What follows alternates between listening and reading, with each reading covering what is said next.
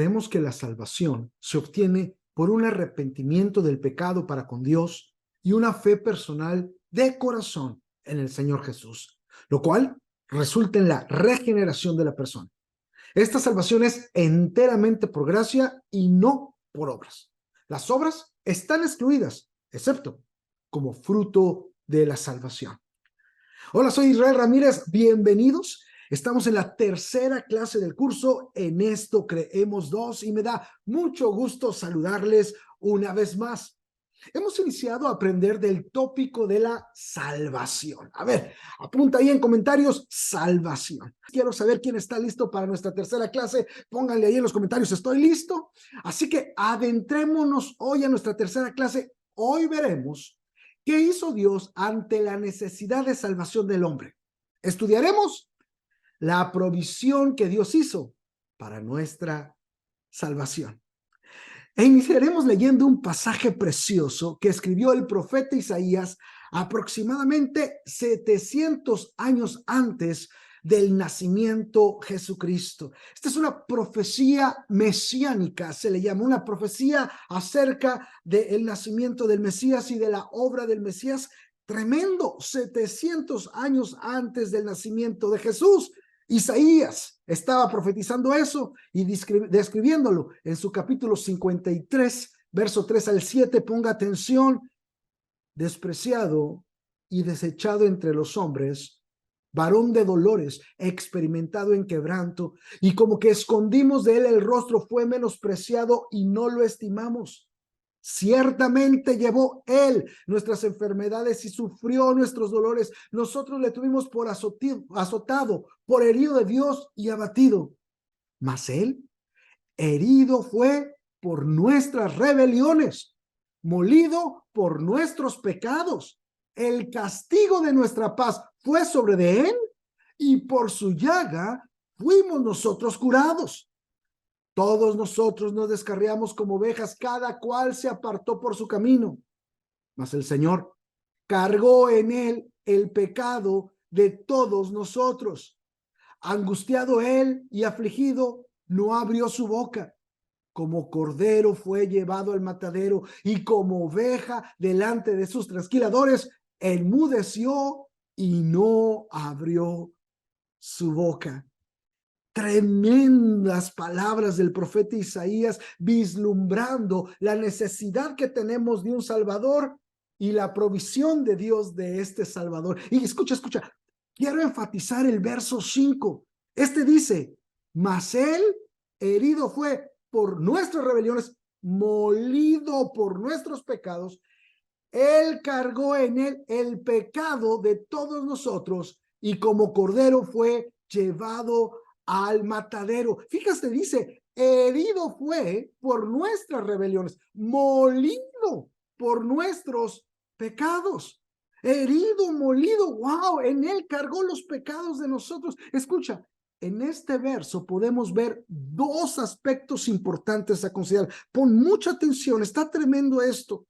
Número uno, lo que nos enseñan estos textos es que el pecado merece castigo. El pecado merece castigo. Esto es muy importante que lo entiendan. El verso que estamos estudiando, repito, dice: mas él herido fue por nuestras rebeliones, molido por nuestros pecados. Escucha, si Dios es justo y verdadero, se requiere castigar el pecado. Repito esto: si Dios es justo y verdadero, escucha, se requiere castigar el pecado. Apunta tu primera frase clave. Primera frase clave: el pecado merece castigo.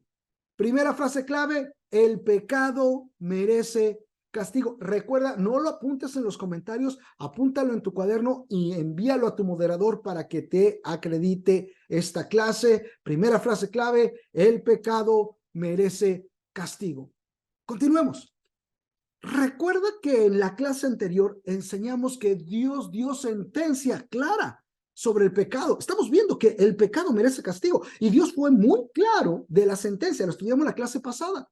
Él le dijo a Adán: el día que de él comieres del fruto, ciertamente morirás. Fue muy claro con Adán.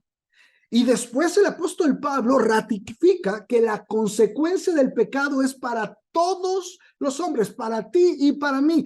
Todos estamos bajo condenación del pecado, estamos bajo juicio por el pecado, no solamente de Adán, que lo heredamos, pero el de nosotros. Romanos 6:23 dice, porque la paga del pecado es muerte. Es decir, Dios establece una verdad constitutiva. Él establece lo que es bueno y lo que es malo.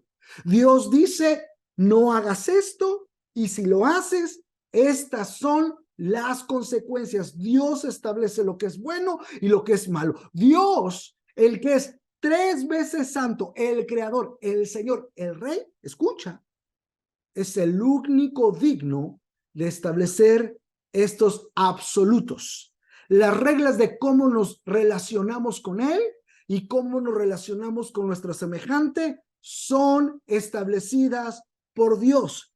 Él establece la moral, Él establece la ética, Él establece lo bueno y lo malo, y estas directrices no son relativas a la percepción de cada quien. Él es Dios digno, creador, santo, santo, santo, soberano, Señor y Dios, y el único que es digno para establecer la moral, la santidad, la ética y definir qué es bueno y qué es malo. Escucha, el querer redefinir las directrices de Dios es querer ser Dios. Así que Dios constituye la verdad, la ética y moral, la constitución que el hombre debería seguir, que, dicho sea de paso, escucha, es el gran problema que tenemos hoy, ya que la verdad, la ética y la moral se ha vuelto relativa, es decir, a criterio personal. Hoy cada quien determina la verdad y lo que es bueno y malo, violando aún verdades científicas. Sin embargo, escucha, es imposible determinar lo bueno y lo malo sin que haya un absoluto que decrete qué es y qué no lo es. Y este absoluto es Dios. Y cuando sacas a Dios y su palabra, le arrebata su autoridad para determinar soberanamente lo que es bueno y lo que es malo. Y las consecuencias, los resultados, amados hermanos, es caos. Es lo que vemos hoy en día. Porque Dios, que es el creador, que es el soberano, que es el santo, es el único digno de establecer la verdad absoluta, lo bueno y lo malo, y no podemos querer ser Dios arrebatándole su soberanía. Él es el que determina. Esto es lo correcto, esto es lo incorrecto, y estas son las consecuencias de hacer lo incorrecto que yo he determinado. Y esto es tremendo, porque si regresamos a nuestro tema, una vez que Dios establece las directrices y las consecuencias de no acatarlas, escucha, lo justo es que si no se cumplen estas directrices, las consecuencias de la desobediencia sean aplicadas. Si desobedeces, pecas. Y si pecas, esta es la consecuencia. Y la aplicación de la consecuencia es justicia. Justicia, el que Dios aplique la consecuencia de la desobediencia de sus mandatos es una obra de justicia. Escribe en los comentarios justicia. Ahí en los comentarios, justicia, injusticia. Injusticia, amados hermanos, sería que después de haber pecado, Dios no cumpliera la sentencia que había estipulado, aun y cuando la no aplicación de la condenación sea por amor, diría alguno. La no aplicación, escucha, de la condenación no solo implicaría una injusticia, sino una mentira de parte de Dios, porque Dios había dicho y no habría cumplido. Dios, por justicia, porque Él lo dijo, porque Él puso la directriz y las consecuencias de no seguirlas, por justicia, aplica el castigo por el pecado. Si no hay castigo por el pecado, Dios entonces es mentiroso y Dios es injusto, y obviamente Dios no lo es. Por tanto, el pecado merece castigo por justicia. Por eso es que la palabra nos instruye que el pecado requiere aplicación de justicia. Mira cómo lo dice Hebreos 9:22. Hebreos 9:22 dice así: la ley exige que casi todo sea purificado con sangre, pues sin derramamiento de sangre no hay perdón. ¡Wow! Sin derramamiento de sangre no hay perdón. Esto tiene muchas cosas implícitas que la vamos a ver, a terminar de ver en esta clase y en la próxima. Pero está implicando que hay un juicio y un castigo por el pecado, que implica derramamiento de sangre, porque sin derramamiento de sangre no hay perdón. Amigos, hermanos, la justicia demanda castigo. El amor manifiesta misericordia. Esto es tremendo, estás a punto de entender algo. La justicia demanda castigo, el amor manifiesta misericordia. ¿Puedes escribirlo ahí en comentarios? La justicia demanda castigo, el amor manifiesta misericordia. Ahora, nos encontramos en una encrucijada, en una imposibilidad humana. ¿Cómo aplicar justicia mediante el castigo y al mismo tiempo manifestar misericordia? ¿Cómo aplicamos justicia? ¿Cómo Dios aplica justicia mediante el castigo y al mismo tiempo manifiesta misericordia y amor? Escucha, escucha. La justicia y misericordia solo se podrían aplicar al mismo tiempo, escucha, habiendo un sustituto al que se le diera el justo castigo por el pecado, para que aquel que merecía el castigo recibiera misericordia y no el castigo. Voy a repetir, esto es muy importante. La justicia y misericordia solo se podían aplicar al mismo tiempo, habiendo un sustituto. Escribe en comentarios sustituto. Habiendo un sustituto al que se le diera el justo castigo por el pecado, para que aquel que merecía el castigo recibiera misericordia y no el castigo. Repito, una vez más, la justicia y misericordia solo se podrían aplicar al mismo tiempo, habiendo un sustituto al que se le diera el justo castigo por el pecado, para que aquel que merecía el castigo recibiera misericordia y no el castigo. Escucha, esta sustitución implica un vocablo que has leído en las Escrituras: propiciación. Esta sustitución de alguien que no es culpable y que se sacrifica por el culpable para satisfacer la justicia está definido, entre otras palabras y conceptos en las Escrituras, como propiciación. Ponlo ahí en los comentarios. Propiciación. Y propiciar significa aplacar o satisfacer las demandas de la justicia divina mediante un sacrificio. La justicia de Dios había sido ofendida. Por lo tanto, la ira y el castigo era lo que el hombre merecía por su pecado. La transgresión no podía quedar impune porque Dios es justo.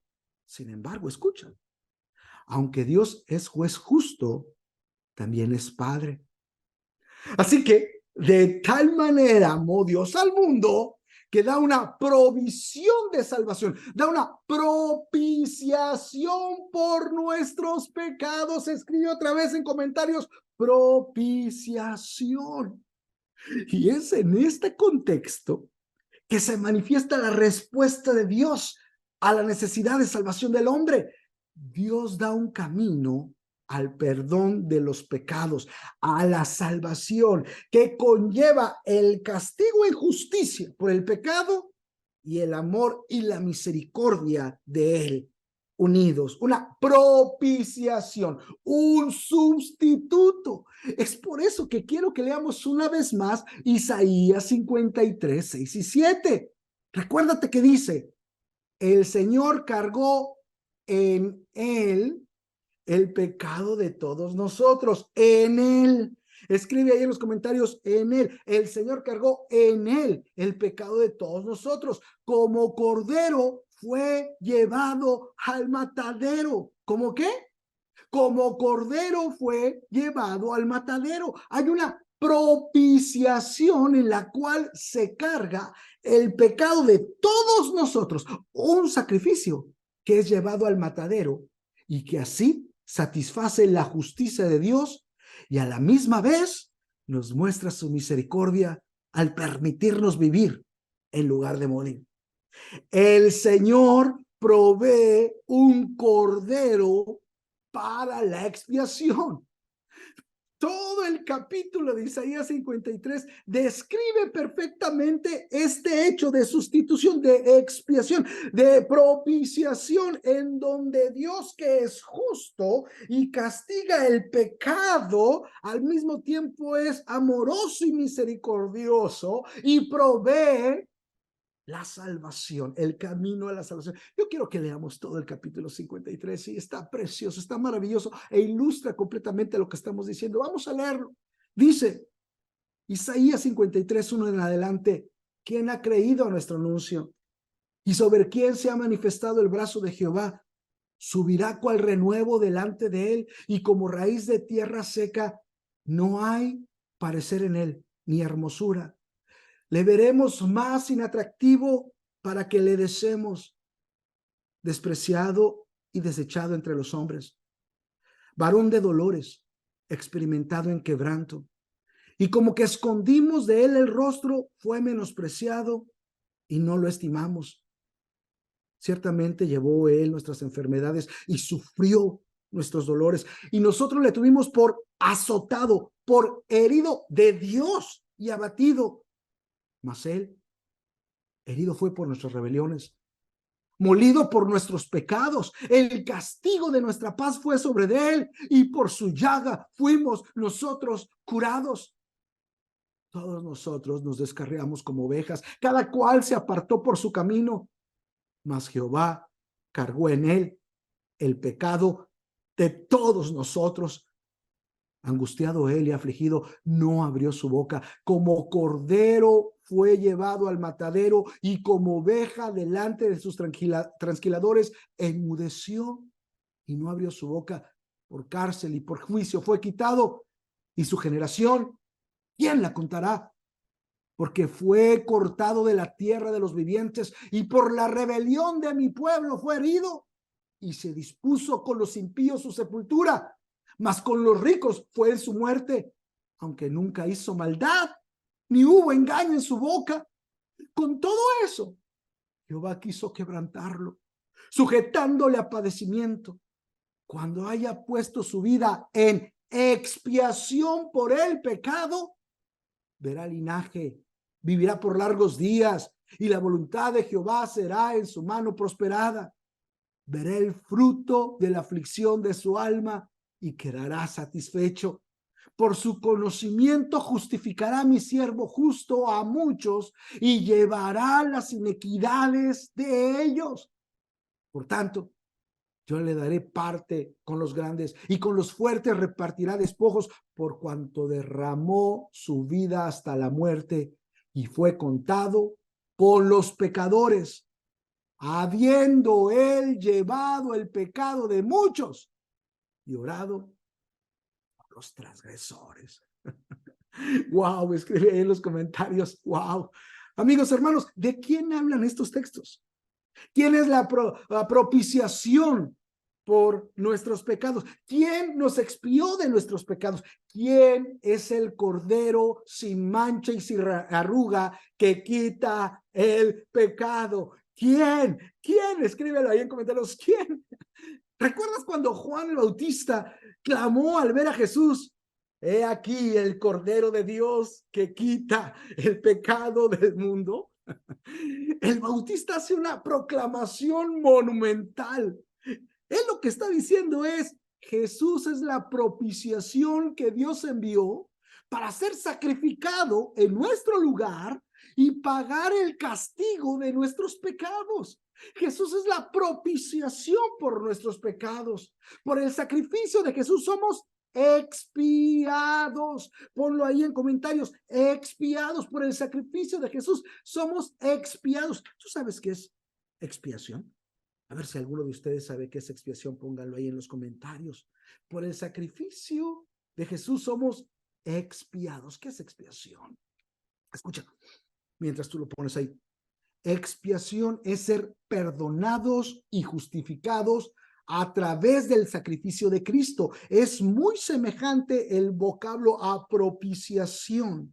Sin embargo, habla más del resultado de la propiciación, de ese sacrificio de sustitución. Expiación es ser perdonados y justificados a través del sacrificio de Cristo. Implica que no tenemos que pagar el castigo por nuestros pecados. En Cristo tenemos paz para con Dios. Jesús nos expió, pagó el castigo por nuestros pecados. Tenemos paz para con Dios. Y escucha, desde muy temprano en las Escrituras, vemos cómo Dios hace propiciación por el pecado. En Génesis, por ejemplo, después de que el hombre pecó y recibió las consecuencias de su pecado, Dios, en un acto soberano de bondad y misericordia, hizo al hombre y a su mujer túnicas de piel y los vistió. Allá en Génesis 3:21 leemos que Dios, después de que el hombre pecó, hizo al hombre y a su mujer túnicas de piel y los vistió. ¿Sabes qué implica esto?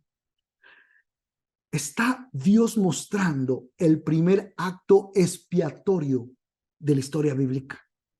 Un animal fue sacrificado para cubrir la vergüenza de desnudez del hombre ocasionada por su pecado. Es decir, para que se le dieran esas pieles, para cubrirlo por la consecuencia de su pecado, tuvo que haber un sacrificio de un animal. Es el primer acto de sustitución, es el primer acto de expiación, es el primer acto de propiciación que Dios hace para cubrir al hombre por su pecado. Recuerda que él había entendido, ya su conciencia se había despertado y se sintió avergonzado de estar desnudo y trató de coser hojas para cubrirse, un intento infructuoso de autojustificarse delante de Dios. ¿Por qué? Porque el hombre no puede cubrir sus pecados por sí mismo. Así que vemos desde Génesis 3, desde que el hombre había pecado por primera vez, que Dios ya provee un sacrificio para cubrir su pecado. Y después en el Éxodo, disculpen, al Dios descender a liberar al pueblo de Israel de las manos de los egipcios, les da esta indicación en lo que se llamaría la Pascua judía. En Éxodo 12, 1 al 13 dice, en Egipto el Señor habló con Moisés y Aarón y les dijo, este mes será para ustedes el primero. Será el primer mes del año. Hablen con toda la comunidad de Israel y díganles que el día 10º de este mes, todos ustedes tomarán un cordero o un cabrito por familia, uno por casa. Si alguna familia es demasiado pequeña para comerse un cordero o un cabrito entero, deberá compartirlo con sus vecinos más cercanos, teniendo en cuenta el número de personas que sean y las raciones de cordero que se necesiten según lo que cada persona haya de comer. El animal que se escoja puede ser un cordero o un cabrito de un año sin defecto, al que cuidarán hasta el 14 del mes, día en que la comunidad de Israel en pleno lo sacrificará al caer la noche. Tomarán luego algo de esa sangre y la untarán en los dos postes y en el dintel de la puerta de la casa donde coman el cordero. Deberán comer la carne esa misma noche, asada al fuego y acompañada de hierbas amargas y pan sin levadura. No deberán comerla cruda ni hervida, sino asada al fuego, justo con la cabeza, las patas y los intestinos. Y no deben dejar nada para mañana. En caso de que algo quede, lo quemarán al día siguiente. Comerán el cordero de este modo, con el manto ceñido a la cintura, con las sandalias puestas, con la vara en la mano y deprisa. Se trata de la Pascua del Señor. Esa misma noche pasaré por todo Egipto y heriré de muerte a todos los primogénitos, tanto de personas como de animales, y ejecutaré mi sentencia contra todos los dioses de Egipto. Yo soy el Señor. Escuchen, la sangre servirá para señalar las casas donde ustedes se encuentren, pues al verla pasará de largo. Así, cuando hiera yo de muerte a los egipcios, no los tocará a ustedes ninguna plaga destructora. ¿Te das cuenta? Dios había descendido para libertar a su pueblo, y estamos hablando de la Pascua, y les dice que tenían que sacrificar este cordero y que tenían que untar la sangre en los dinteles y en el poste de la casa para que la muerte pasara. De ahí viene la palabra Pascua o pasaj en hebreo, que es pasar por encima, de no tocar, para que la muerte no los tocara, para que la muerte no los impactara. Sacrificaron ese cordero y untaron la sangre en los dinteles y en el poste de la puerta de sus casas donde iban a comer este cordero. Porque la Pascua hebrea es un acto de liberación y protección en contra de la muerte por medio del sacrificio expiatorio de un cordero. Y esto, escucha, es una imagen de Jesús que nos libra de la muerte.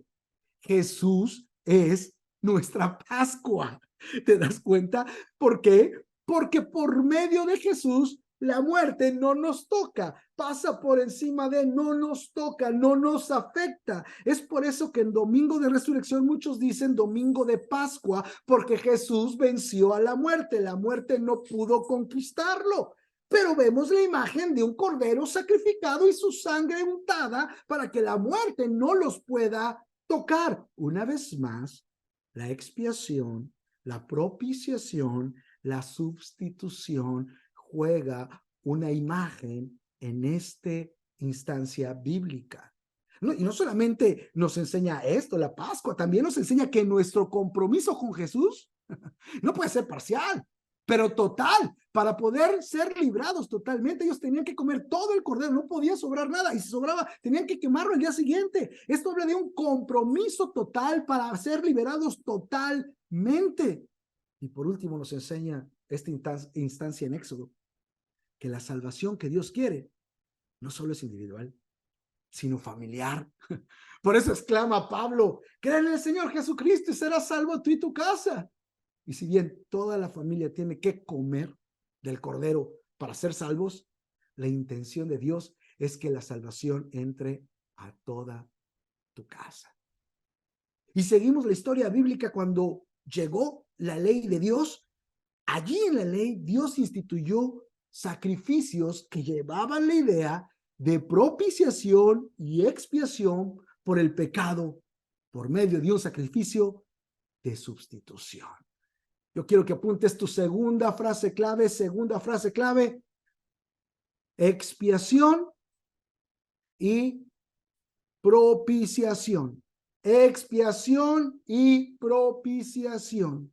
Así que apúntalo en tu libro, no lo apuntes en comentarios y mándalo para que te acredite en tu clase. Expiación y propiciación. Así que en la ley de Dios es establecida la imagen de la propiciación y la expiación. Levítico 4, 1 al 4 dice: el Señor se dirigió a Moisés y le dijo: di a los israelitas que en aquellos casos que alguien peque inadvertidamente contra alguno de los mandamientos del Señor y haga algo que no está permitido, se hará lo siguiente. Si el que peque es el sacerdote principal, haciendo así recaer la culpa sobre el pueblo, deberá ofrecer al Señor un becerro sin defecto como sacrificio por el pecado cometido. Lo llevará ante el Señor a la entrada de la tienda del tabernáculo. Allí le pondrá la mano en la cabeza y luego lo degollará en presencia del Señor. El sacerdote ungido tomará un poco de la sangre del novillo y la llevará a la tienda de reunión, Escucha. Estos textos nos enseñan que la ley requería que se ofreciera un sacrificio en sustitución por el pecado cometido. Debía de ser un becerro sin defecto. Y esta característica es fundamental, ya que nos enseña que un pecador no puede morir por otros pecadores. Repito, un pecador no puede morir por otros pecadores. Cada pecador enfrenta consecuencias por su pecado. Solo aquel que es sin defecto podría pagar por el pecador, porque un pecador no puede morir por otro pecador. Nadie podría ir delante de Dios y decir, no, que no muera esta persona, este familiar, yo muero por él, por los pecados de él, porque Dios nos diría, tú también tienes pecados y tú tienes que pagar por tus pecados. Porque un pecador no puede morir por otro pecador. Escríbelo ahí en comentarios. Un pecador no puede morir por otro pecador. Ahora, también dice que le ponían la mano en la cabeza. Y tú sabes por qué el sacerdote tenía que poner la mano en la cabeza del animalito, de este sacrificio, de este animal para la expiación. Porque en ese momento estaba imputando sus pecados en el animal. Imputando. Pon ahí imputar en comentarios. Y se imputa entonces el pecado de la persona en el animal para después llevar a cabo el sacrificio del mismo como propiciación por el pecado, para que el pecador sea expiado, perdonado, librado de las consecuencias, para que el pecador, en lugar de que él muera el animalito.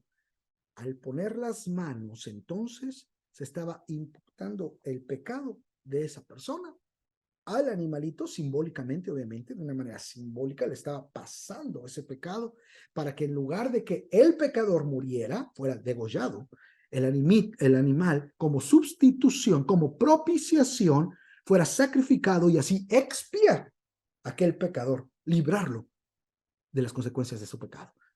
Y este sacrificio conlleva la idea del amor y la misericordia de Dios.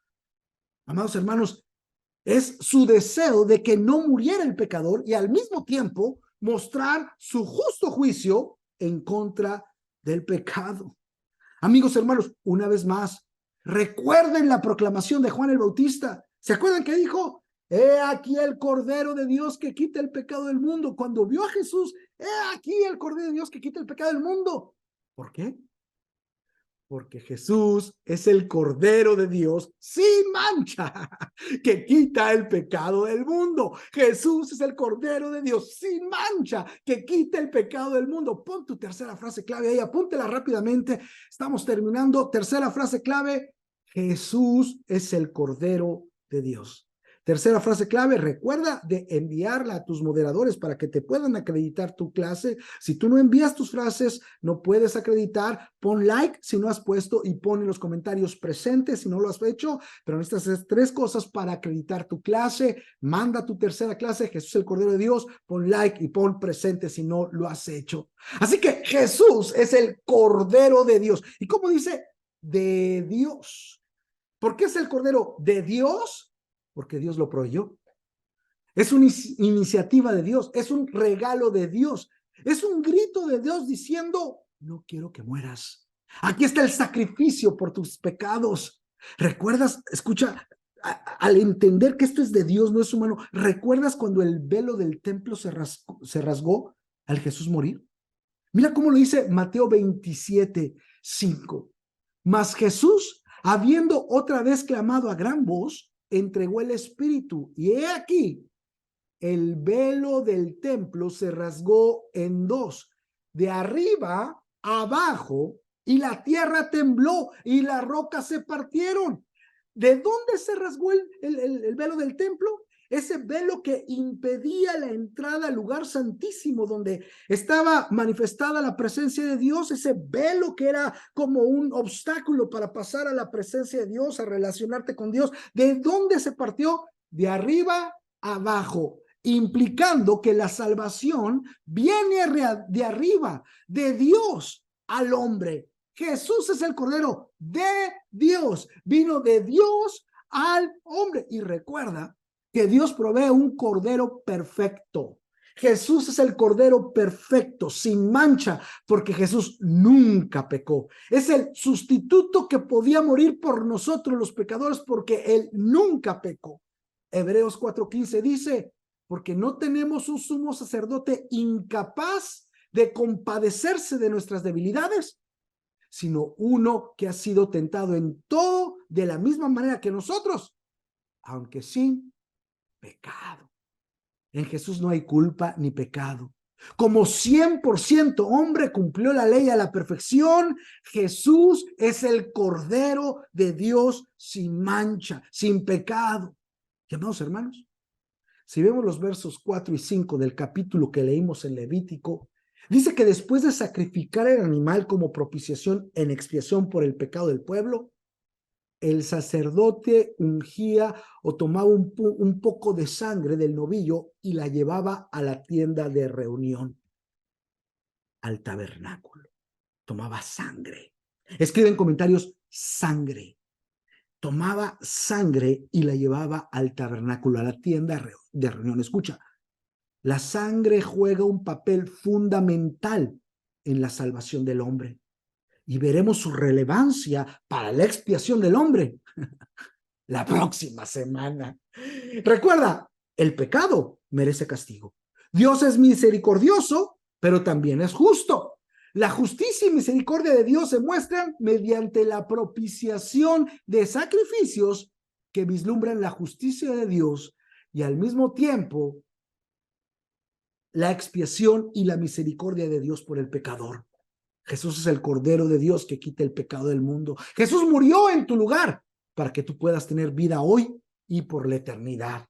Caminar sin culpa, justificado y en amistad con Dios. Jesús es el Cordero perfecto de Dios que quita el pecado del mundo. Soy Israel Ramírez y este es el